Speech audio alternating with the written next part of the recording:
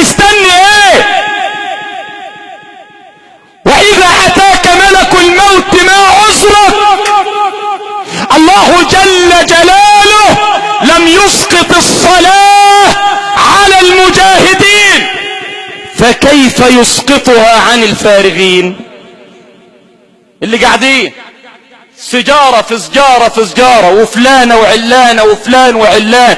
ما تقوم يا راجل توحد الديان وتسجد. ربما، انا بقول ربما، تخش تتوضى وتصلي العشاء وتسجد تكون الخاتمة. ربما يختم لك. انت عارفين سيدنا نوح؟ ما تصلوا على نوح وصلوا على سيد الانبياء وسيد نوح صلى الله عليه وسلم. خلي بالك يا مولانا، مر على امرأة تبكي عند قبر لها. هتوحد الله؟ طب مش هقولها لما توحد الله كمان مرة.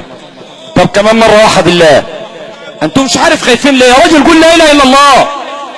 خلي بالك، لقاها بتبكي، قال لها ما يبكيكي؟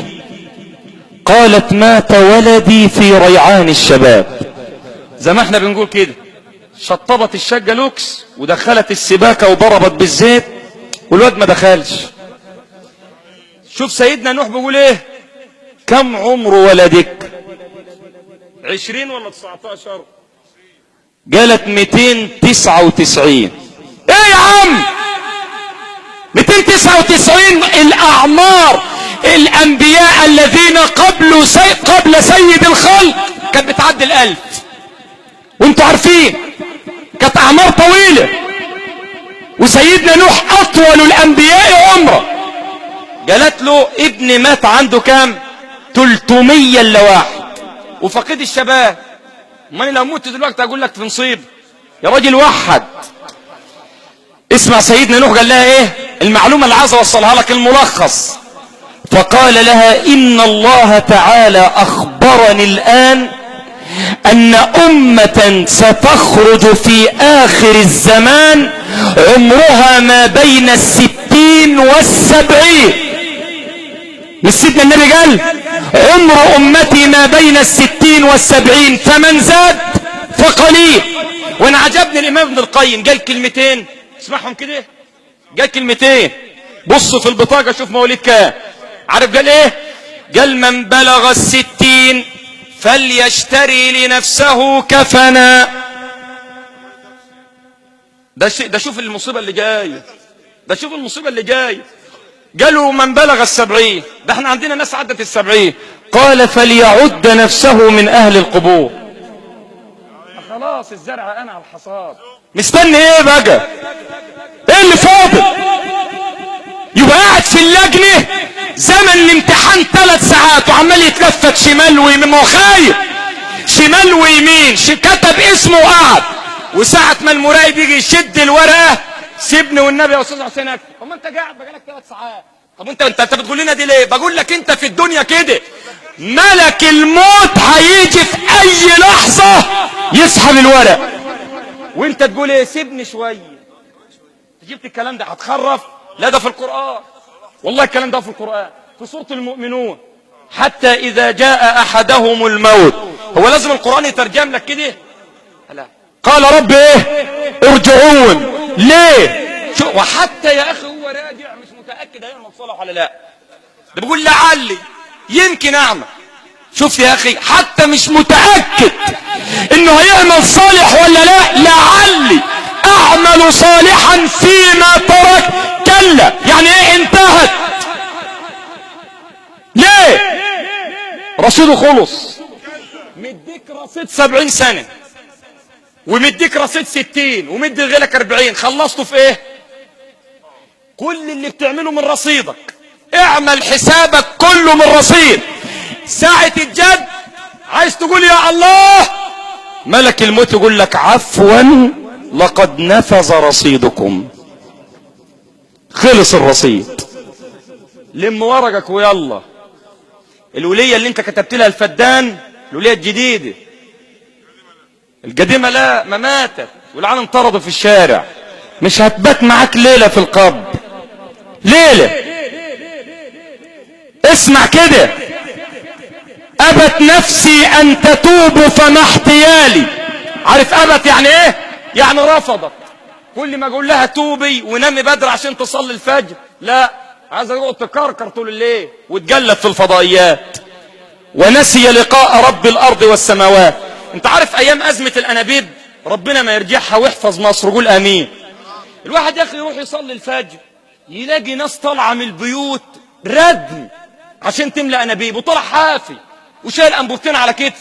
ما هو خايف من المدام. ما توحد الله، وحد الملك العلاه. مش هتيجي تصلي الفجر ادعي لنا يا مولانا. ادعي لك ايه؟ طب ما تيجي تصلي وادعي لنا بالهدايه. ما انت لو جيت صليت يبقى ربنا هداك. والله العظيم والله عربيه الانابيب كانت قدام الجامع امام المسجد، وفي صنف اخر ما صلاش الفجر في حياته، بس يطلع كده زي يقول لك يا مولانا ايه ما تبقوا تصلوا الفجر وشغلوا الداخلي. ليه؟ مش عارف انام. ما ان شاء الله ما جعلك تعرف تنام حياتك ابدا. ما تقوم تصلي، انت نايم ليه؟ ابت نفسي ان تتوب فما احتيالي اذا برز العباد لذي الجلال، وقد نصب الصراط لكي يجوزوا، فمنهم من يكب على الشمال، ومنهم من يجوز الى دار عدن تتلقاه العرائص بالغوالي.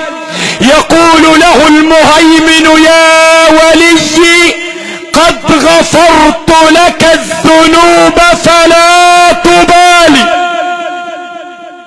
خش العرائس تتلقاه، الحور العين تتخطف عليه. انما انت دلوقتي بتفتح المواقع الاباحيه، فتحت مره واثنين وعشرة ومية وشفت 90 فيلم، كفايه. كف بقى، اتجعل الله اهون الناظرين اليك. عملت واقعة في الشغل بينك وبين زملائك مرة واثنين وثلاثة، كفاية. اختم بهذه الكلمات، اقول لمن يسمعني الان ومن يسمعني بعد ذلك، بعد ما المهندس علي بدأ يرفع المقطع ده، واسأل الله عز وجل ان يرزقنا الاخلاص. الاخلاص والله العظيم ما احنا عايزين الا رضا ربنا، مش عايزين سمعة ولا شهرة. اسمع، عاهد ربك الان بالتوبة الخالصة. اتوب ازاي؟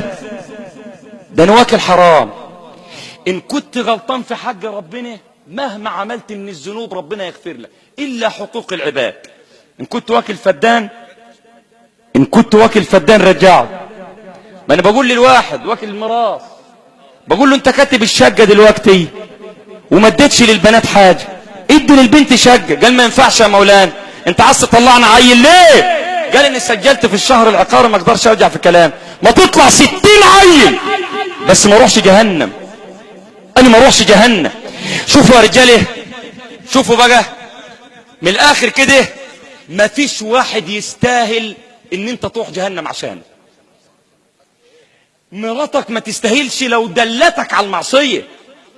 لو دلتك على المعصية ما تستاهلش. انما الطاعة في المعروف. تب الى ربك. وقف الرجل في المرآة فرأى ان الشيب قد خيم عليه. قالوا بعدين ده انا عشت النهاردة مش هعيش بكرة. فرفع بصره الى السماء وقال يا رب عبدتك 20 وعصيتك 20، إن عدت إليك قبلتني.